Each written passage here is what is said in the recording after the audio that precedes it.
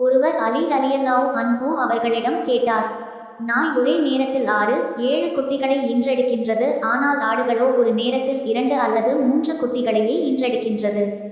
ஆயினும் எல்லா இடங்களிலும் ஆடுகளின் எண்ணிக்கை நாய்களின் எண்ணிக்கையை விட அதிகமாக இருக்கிறதே. நாம் ஆடுகளை நாள்தோறும் பலியிடுகிறோம், அறுக்கின்றோம். அப்படி இருந்தும் அவை எப்போதும் நாய்களை விட அதிகமாகவே இருக்கின்றன. ஏன் என்று கேட்டார். அலி ரலியல்லாஹு அன்ஹு அவர்கள் பதில் கூறினார்கள், இதுதான் பரக்கத், அருள் ஆகும்.